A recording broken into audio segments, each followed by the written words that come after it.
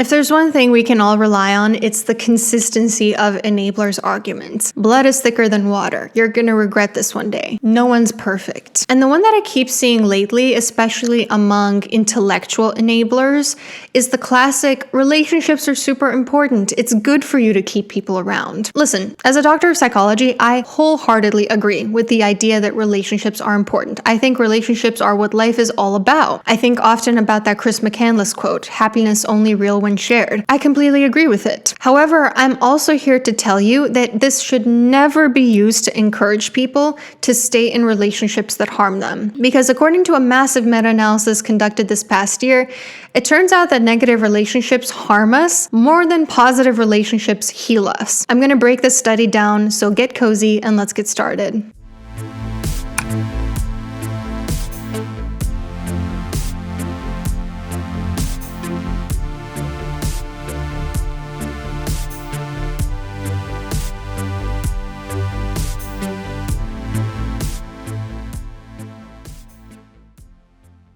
So the study in question is from 2025. Lindert and colleagues conducted a systematic review and meta-analysis aimed at investigating the correlation between family relationships and mental health conditions in adults. Because the consensus among researchers, therapists, academics for a really long time has been that strong supportive relationships, including family relationships, are protective against things like depression and anxiety. So based on all the studies that they looked at, there's a sample of over 35,000 participants. The mean age was around 40 years old. They were mostly in North America, but data was from 10 countries. And the findings were honestly a little bit surprising to me. Positive family relationships were not statistically significantly associated with depression, anxiety, or alcohol abuse, although they were associated with reduced use of illicit drugs. However, negative family relationships were statistically significantly associated with anxiety and depression. This is what's sometimes called the bad is stronger than good principle, which is that harmful interactions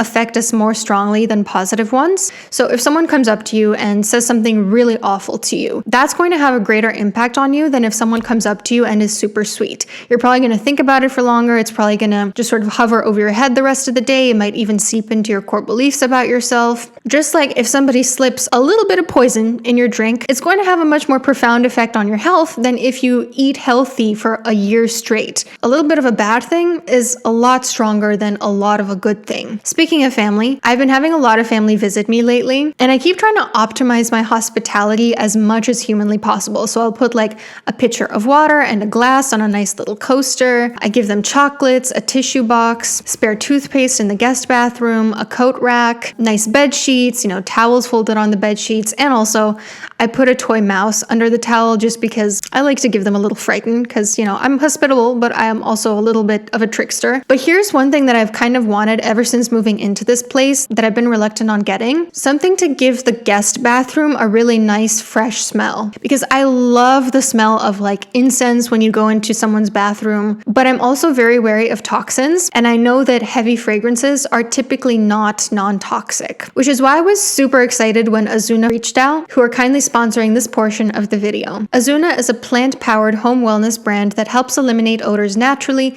using pure Australian tea tree oil. Whereas traditional air fresheners just kind of mask unpleasant smells, Azuna Fresh neutralizes them straight at the source. It's also very convenient because with the refillable pod system, you have continuous odor control for up to 90 days, or you can just use the spray, which provides instant freshness if your guests are particularly PU stinky. And since starting to use it, I think I've officially run out of things that could make my guests feel more comfortable when they stay with me. Plus, I also started using it in the cat litter room, which is helpful because my cat Cannoli has never not smelled like a horse for some reason. I don't know why. It might be related to the fact that he's a tripod cat, but I truly have no idea why he always smells like a barn. Azuna is natural, convenient, and also eco-friendly because their sustainable pod system reduces plastic waste. Use my code Psychology with Dr. Anna 30 to get 30% off your order at my link down below. That's Psychology with DRANA 30. Now back to that study. What do we make of those findings? Relationships that cause you suffering are worse for your mental health than relationships that are good for you are good for your mental health. So when enablers encourage you to stay in toxic family relationships that cause you a lot of suffering, it is not supported by the evidence that that will be good for you. In fact, the only person it's probably actually going to be good for is the person enabling you, who doesn't like the consequences of switching up the dysfunctional family system. How do we define positive and negative family relationships anyway? According to the researchers, positive family relationships include effective communication and adaptability, and negative ones include frequent conflicts and arguments, insecure attachment, poor communication. I would also add, for positive ones, positive relationships tend to consist of care, respect, kindness, emotional intimacy, repair after a rupture takes place, a 4-to-1 positive to negative interaction ratio, all the things that I talk about in the connection course. Negative relationships contain Gottman's 4 horsemen of the apocalypse, particularly contempt. Sometimes they contain abuse and manipulation techniques. These are just some of the things that would categorize a relationship as positive versus negative. The researchers' conclusion to the study was that we need to address interventions that reduce negative family relationships in order to potentially strengthen people's mental health. However, you can sort of look at this 2 ways, because there are 2 methods to reduce negative family relationships. One is to improve said relationships through interventions like family therapy, and another one is to put distance between yourself and the other person. So how do you know which one is right for you in your specific situation? If you're thinking of a specific family member now, you might be wondering, is this salvageable, or should I just distance myself? Typically, a relationship can be improved if both people take responsibility for their part in causing the problem, both people are capable of introspection and change, and they're committed to that change, both people value and respect each other. A relationship likely cannot be improved if one person or both fundamentally feels entitled to violating the rights of the other person, or if one person or both is highly rigid and refuses to change anything about their way of doing things, or if one person or both really lacks any sort of self-awareness. So for example, a parent who refuses to stop criticizing their child after their child has begged them because, well, I'm your parent, it's my duty to look out for you, likely not capable of improving that relationship. A person who thinks that a misunderstanding or conflict is 100% their sibling's fault, likely not salvageable. An uncle who has an untreated personality disorder and thinks people need to just accept that he's regularly going to rage at them, likely not capable of improving that. An in-law who doesn't like the person that their child has chosen to marry because they fundamentally don't respect them as a person, likely not going to change. However, a parent who has started to see how their behavior contributed to the divide between them and their child